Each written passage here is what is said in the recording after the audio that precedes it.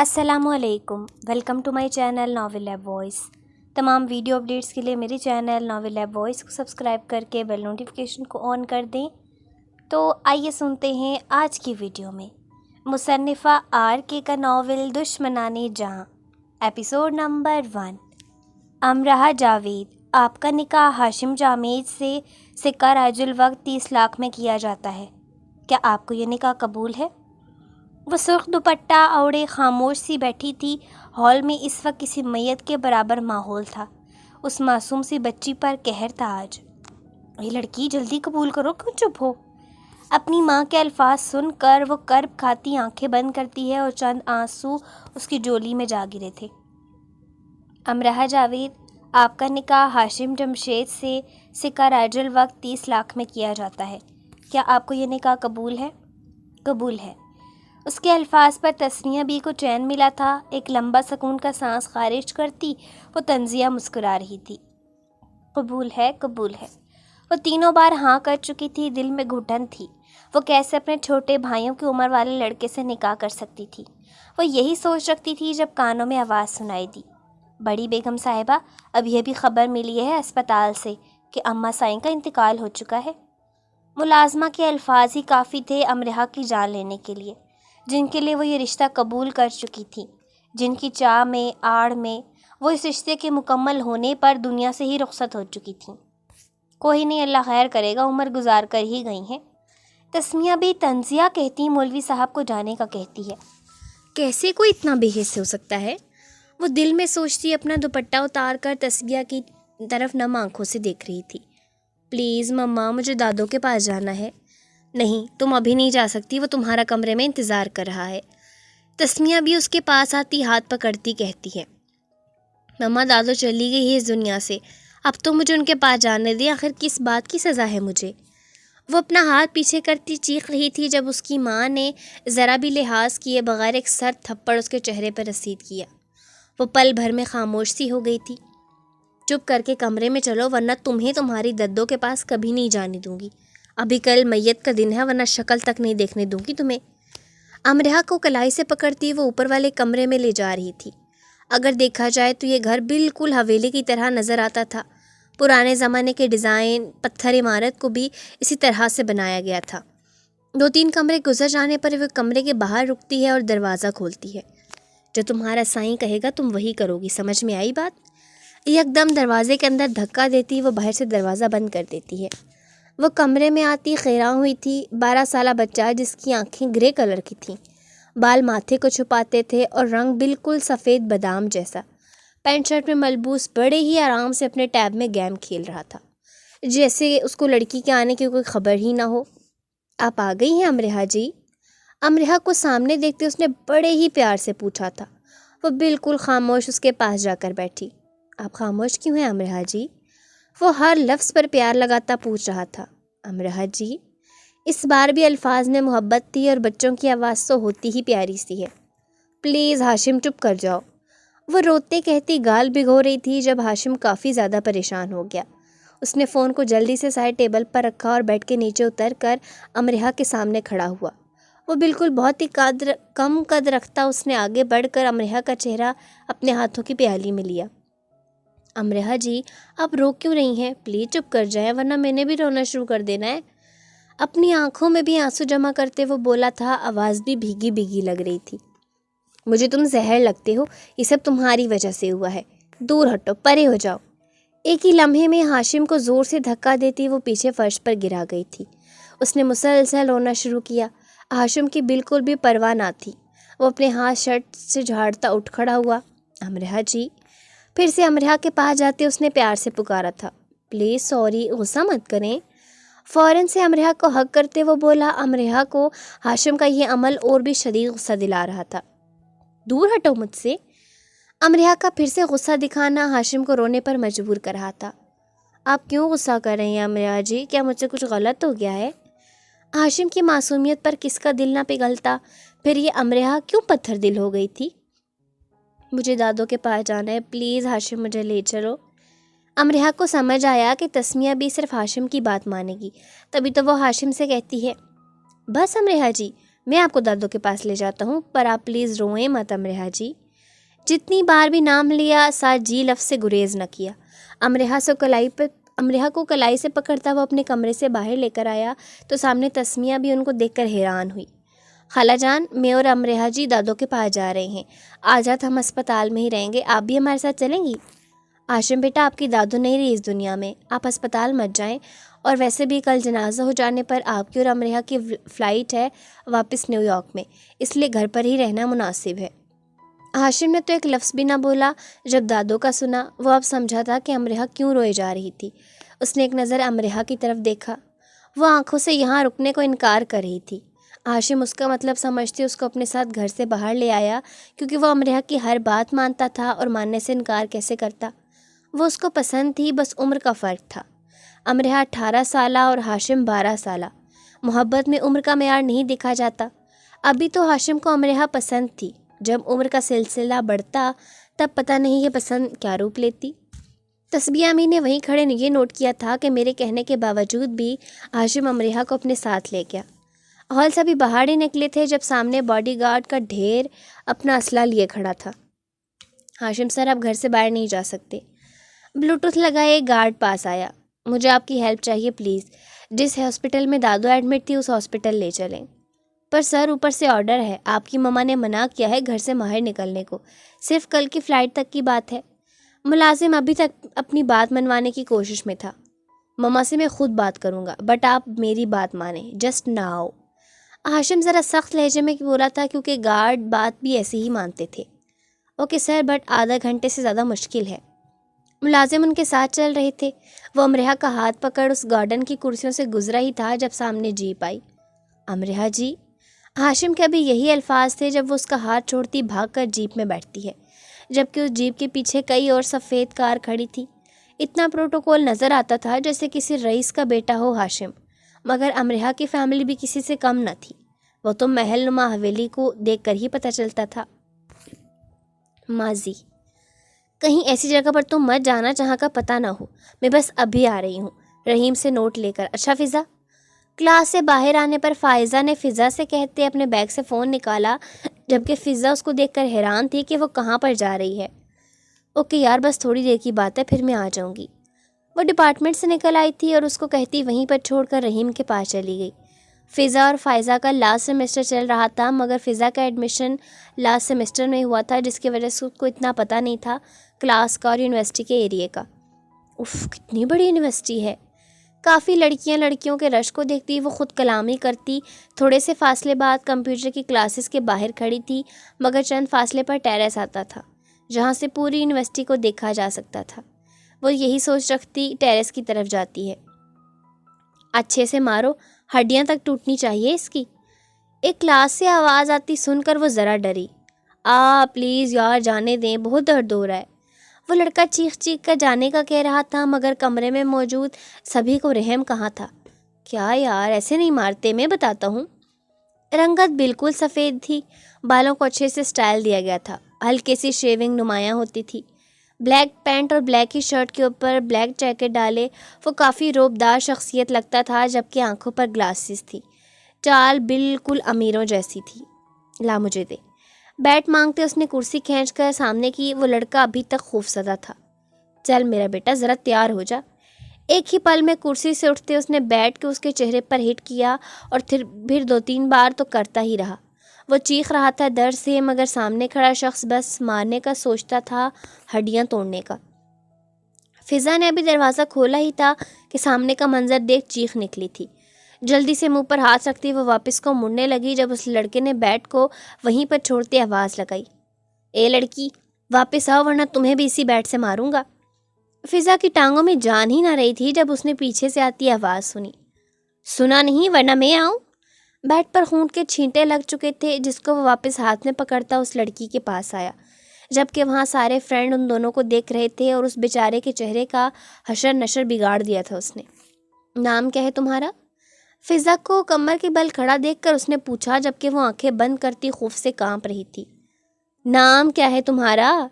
یکدم بازوں سے کھینچ کر اس نے سامنے کیا تھا، مگر ابھی تک فضا نے آنکھیں بند رکھی تھیں۔ لباس سے تو سمپل لگتی تھی، بالوں کو چوٹیوں میں قید کیا گیا تھا، چہرے پر خوف کے تاثرات بھی حسن میں کمی نہ لاتے، مگر ان بند آنکھوں کو چشمہ لگا ہوا تھا۔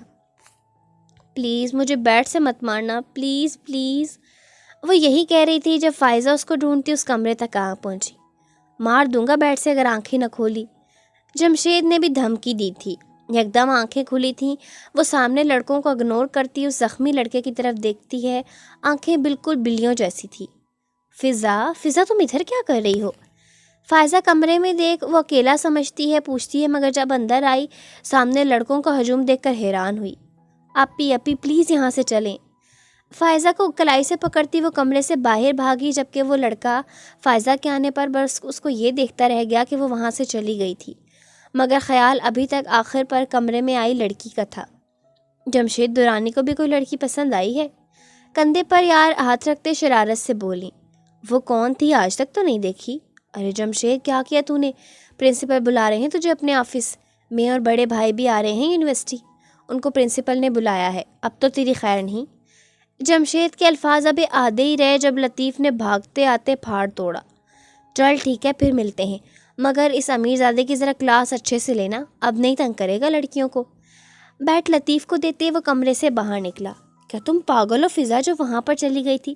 تمہیں پتہ بھی ہے اس لڑکے کا؟ آئندہ میں نہ دیکھوں تمہیں دوبارہ اس کمرے میں۔ پتہ نہیں اس لڑکے کو کتنا مارا اس جاہل نے۔ فائزہ کا تو غصہ ہی کم نہیں ہو رہا تھا، جبکہ فضا خاموش اس کے ساتھ چل رہی تھی۔ وہ ابھی اپنے ڈپارٹمنٹ سے باہر ہی نکلی تھی جب گاڑیوں کا قافلہ اندر انٹر ہوا۔ لڑکیاں لڑکے سب حیران تھے۔ رکی تو وہ دونوں بہنیں بھی تھیں۔ لگتا ہے اس کا بھائی ہے یہ، آج تو میں اس کو سنا کر ہی رہی ہوں گی، کیا پتہ کچھ اثر پڑے اس پر۔ فائزہ فضا کو ساتھ لے جاتے گاڑی کے باہر کھڑی تھی۔ باہر نکلو، فائزہ نے بھی اتنا ہی کہا تھا جب خاموشی بہتر لگی گاڑی سے باہر آتے شخص کو دیکھ کر۔ کیا تم نے اپنے بھائی کو ذرا تمیز نہیں سکھائی؟ لڑکوں کو مارتا پیٹتا ہے، ابھی اگر میری بہن کے ساتھ کچھ غلط کر دیتا تو؟ کہ یہ تمہارے باپ کی یونیورسٹی ہے؟ ہاں جو چاہے وہ کرو۔ باہر نکلنے پر وہ تو شخص کو سنائی جا رہی تھی، وہ چپ سن رہا تھا۔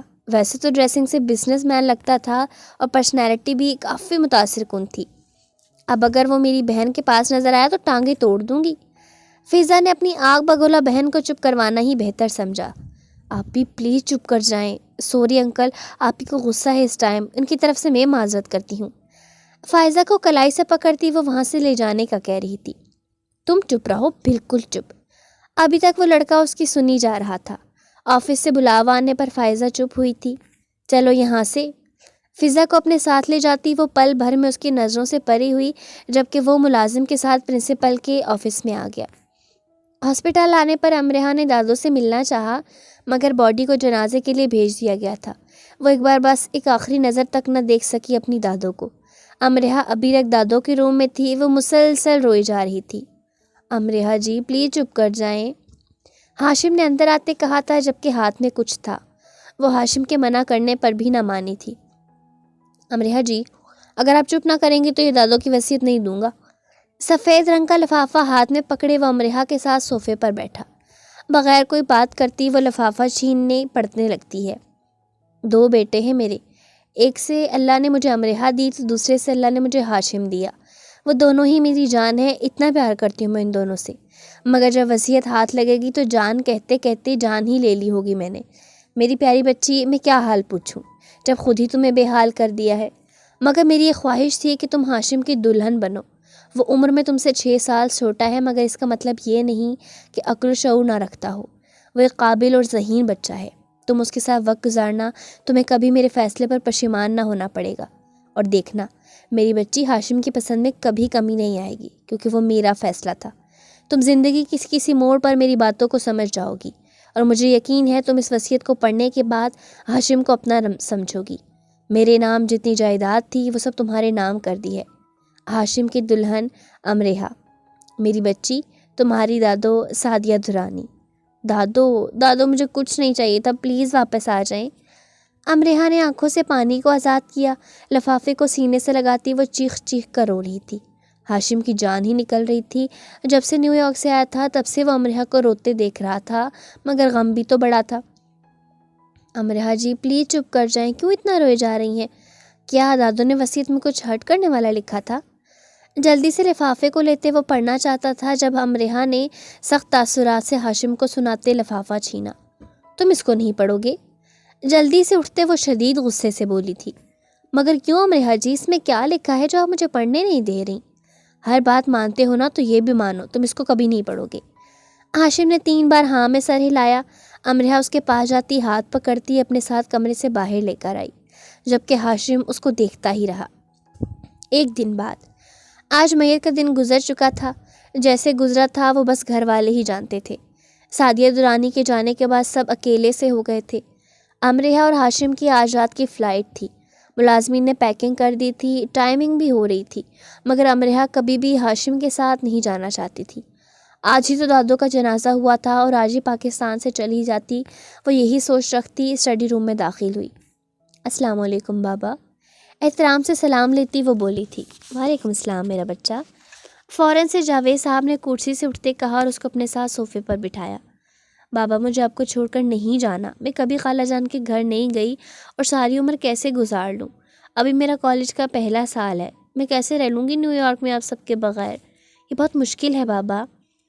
اپنے باپ کے سینے پر سر رکھتی وہ درد بتا رہی تھی، جبکہ جاوید صاحب اپنی جان کے بال سے ہلا رہے تھے۔ تمہارے دادوں کی خواہش تھی کہ تم ہاشم کی دلہن بنو اور ان کی خواہش کا احترام کرو امرہ، تم رہنا سیکھ لو گی۔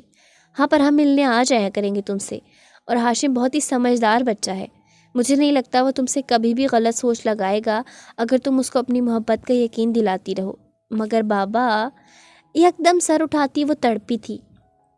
میں نے کبھی ہاشم سے پیار تک نہیں کیا، پھر محبت کیسے کر سکتی ہوں؟ مجھ سے بہت چھوٹا ہے، میں کیسے رہوں گی اس کے ساتھ؟ آنکھیں نم کرتی وہ کہہ رہی تھی۔ جاوید صاحب نے کھڑے ہو کر اس کو بھی کھڑا کیا اور اپنے سینے سے لگا کر بچی کو پیار دیا۔ سب کچھ اللہ پر چھوڑ دو امرہ، اور ہاشم کے ساتھ چلو۔ دنیا میں بہت کچھ ہو جاتا ہے، ابھی تو میں زندہ ہوں۔ چپ کر جائیے بابا۔ اپنے باپ کے آگے کے الفاظ کا مطلب وہ اچھے سے سمجھتی تھی، تبھی تو چپ رہنے کا سنا گئی۔ تمہاری فلائٹ کا ٹائم ہو گیا ہے، چلو ایئرپورٹ چھوڑاؤں۔ خود سے دور کرتے وہ بولے تھے۔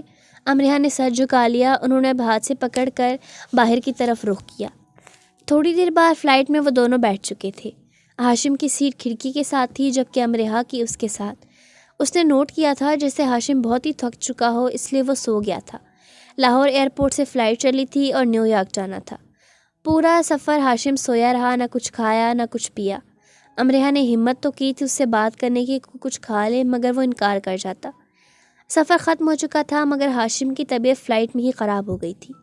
ایک تو عمر بھی چھوٹی تھی اور اوپر سے نہ کھانے پینے کی وجہ سے اتنا سخت بخار تھا کہ ہاتھ تک نہیں لگایا جا رہا تھا۔ ایئرپورٹ سے باہر آنے پر سامنے گھر کے ملازم کھڑے تھے۔ انہوں نے سامان تھاما اور احترام سے سلام دعا کی، جبکہ امرہ حیران تھی کہ خالہ جان کیوں نہیں آئی۔ ہاشم سائیں کو کیا ہوا ہے چھوٹی سائیں؟ گاڑی میں خاموش بیٹھی ملازمہ نے پوچھا، جبکہ ہاشم اور امرہ دونوں پیچھے بیٹھے تھے۔ ابھی تھوڑی دیر ہوئی تھی جب ہاشم اس کی گود میں سر رکھ لیتا ہے، تبھی تو ملازمہ نے پوچھا۔ کچھ نہیں، بس کھانا نہیں کھایا اس نے فلائٹ میں۔ ہاشم سائیں تو کھانا کھائیں تو بیمار ہو جاتے ہیں، آپ فکر مت کریں، میں بس ڈاکٹر کو کال کر لوں کہ وہ گھر آیا ہو۔ ویسے کیا آپ نے کھانا کھایا تھا چھوٹی سائیں؟ ملازمہ آگے بیٹھے سوال پر سوال پوچھ رہی تھی۔ امرہ نے نفی میں سر ہلایا۔ امرہ جی؟ امرہ کا ہاتھ پکڑتے ہاشم نے اپنے گال پر رکھا۔ گھر آنے پر آپ کھانا کھا لینا، بھوکے رہیں تو بیمار ہو جاتے ہیں۔ آنکھیں بند تھی، خود بخار میں مبتلا تھا، وہ امرہ کی فکر میں ڈوب رہا تھا۔ امرہ نے پہلے تو چاہا کہ ہاتھ واپس کھینچ لے، پھر دل نے اجازت ہی نہ دی۔ بے ساختہ اس کے ہاتھ اس کے بالوں میں چلے۔ وہ ہاشم کو چہروں کو دیکھ رہی تھی۔ گال بخار سے سرخ ہو چکے تھے، جبکہ سانس دونوں آزاد لبوں سے وہ لے رہا تھا۔ آنکھیں تک کھولنے کی ہمت نہیں تھی۔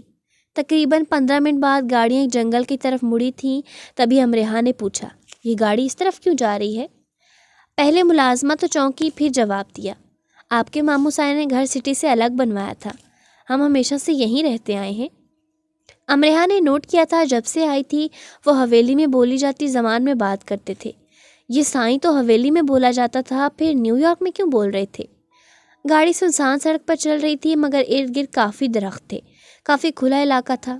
دیکھتے ہی دیکھتے گاڑیاں گھر میں انٹر ہوئی، وہ بالکل کسی کا نایاب بنگلہ لگتا تھا۔ باہر سے ہی ٹائل سیاہ رنگ کی تھی، نیو یارک میں رہنے کی وجہ سے گھر بھی بالکل سٹائلش تھا۔ سب سے پہلے گاڑی مین گیٹ سے اندر انٹر ہوئی، پھر چند فاصلے پر گاڑی رکی تھی، مگر سامنے ہی گھر کا مین دروازہ کھلتا تھا جو پورے گھر کو سامنے سے ایک ہی راستہ دیتا تھا۔ ملازم نے جلدی سے باہر نکل کر سامان گاڑی سے نکالا اور اندر کو چلا گیا۔ ملازمہ بھی سامان نکالتی ہے دوسروں کو حکم سنانے میں مصروف ہو گئی تھی۔ ہاشم گھر آ گیا ہے، اٹھو، اس نے ہاشم سے کہا، جبکہ وہ بالکل خاموش اس کی گود میں لیٹا تھا جیسے خبر ہی نہ ہو۔ بے اختیار ہاتھ بخار چیک کرنے کے لیے ماتھے پر گیا، مگر ایسے محسوس ہوا جیسے کسی جلتی چیز پر ہاتھ رکھ لیا ہو۔ اتنا سخت بخار؟ ملازمہ نے دروازہ کھولا تو امرحا نے فکر سے ایک نظر ہاشم کی طرف تو دوسرا ملازمہ کی طرف دیکھا۔ کیا ہوا چھوٹی سائیں؟ اس کو بہت زیادہ بخار ہو چکا ہے اور یہ اٹھ بھی نہیں رہا۔ چھوٹی سائیں، ابھی ملازم نہیں آیا جو ان کو اٹھا کر اندر لے جائے، اگر کہتی ہیں تو میں بلا کر لاتی ہوں۔ نہیں، رہنے دیں، بس ڈاکٹر کو بلا لیں۔ ملازم کی بات کو وہ سمجھتی امرحا نے جیسے تیسے گاڑی سے باہر نکل کر ہاشم کو گود میں اٹھایا۔ ملازمہ حیران تھی کہ امرحا نے ہاشم کو گود میں کیسے اٹھا لیا ہے۔ اگر دیکھا جائے تو ابھی صرف 12 سالہ بچہ ہی تھا اور کھاتا پیتا بھی بہت کم تھا، اس لیے امرحا اس کو اٹھا سکتی تھی۔ ملازمہ کے راستہ بتانے پر وہ کمرے میں لائی تھی۔ ابھی گھر کو غور سے دیکھنے کی کہاں پڑی تھی، بس ایک نظر کمرے پر ہی گئی جو تقریباً حویلی کے 3 کمروں کو ملا کر ایک کمرہ لگتا تھا۔ میں ابھی آتی ہوں، جلدی سے ملازمہ سے کہتی کمرے سے باہر نکل گئی، مگر تھوڑی دیر بعد وہ ڈاکٹر کے ساتھ آئی تھی۔ امرحا تو صوفے پر جا کر بیٹھ جاتی ہے۔ 5 ہی منٹ ہوئے تھے جب ڈاکٹر نے چیک اپ کر کے امرحا کو بلا لیا۔ بخار بہت تیز ہے، آپ کوشش کریں زیادہ خیال رکھیں ورنہ کچھ نقصان بھی ہو سکتا ہے۔ ٹھنڈے پانی کی پٹیاں کرتے رہیں، میں نے انجیکشن لگا دیا ہے۔ ان کو تھوڑی دیر بعد ہوش آنے پر کھانا لازمی کھلا دینا، آپ جتنی چاہیے وہ انکار کریں۔ اب میں چلتا ہوں۔ ڈاکٹر کی سنتی وہ خاموش رہی۔ اس کے کمرے سے باہر جانے پر وہ ایک نظر کمرے کو دیکھتی ہے۔ پوری ایک دیوار تو شیشے کی بنی ہوئی تھی جو باہر کے مناظر دکھاتی، باقی باتھ کا دروازہ سائڈ پر تھا۔ اس کمرے سے ایک اسٹڈی روم کا دروازہ بھی کھلتا تھا۔ گرے کلر کے صوفے، جبکہ پورا کمرہ سفید رنگ کا، بیڈ تک ہاشم کی اور اس کی فیملی کی فوٹو دیوار پر لگی تھی، جن میں کچھ میں وہ اکیلا بھی کھڑا تھا۔ بیڈ کے سامنے ہی LCD تھی جو آدھی سے کم دیوار کو چھپا گئی تھی۔ کمرہ دیکھتے ہی وہ ڈوب گئی تھی۔ واپس کو مڑی تو ہاشم کا ہاتھ بیڈ سے نیچے جا گرا تھا جیسے بے جان سا ہو گیا ہو۔ جلدی سے پاس جاتی، وہ ہاتھ کو تھامتی بیڈ شیٹ پر رکھتی ہے۔ بخار چیک کرتے چہرے پر تھوڑی تو فکر آئی ہی تھی۔ چھوٹے سائیں آپ آرام کر لیں، ہم خود ہاشم سائیں کو پٹیاں لگا دیتے ہیں۔ ملازمہ کو کمرے میں دیکھ کر وہ فوراً دور ہوئی تھی۔ نہیں، میں کر لیتی ہوں۔ ٹھیک ہے چھوٹی سائیں۔ ملازمہ سے پانی اور سفید پٹیاں لیتی وہ میز پر جا کر رکھتی ہے جب ایک سوال دماغ میں گھومنے لگا، کیا خالہ جان گھر پر نہیں؟ ملازمہ پہلے تو خاموش رہی، پھر سر جھکا کر جواب دیا، وہ رات کو ملیں گی آپ دونوں سے، ابھی آرام کر رہی ہیں، اور اب ہاشم کے بخار کا مت بتائیے گا، وہ بہت ٹینشن لیتی ہیں، ڈاکٹر نے منع کیا ہے۔ اب میں چلتی ہوں، اگر کچھ چاہیے ہو تو بس آواز دیجیے گا چھوٹی سائیں۔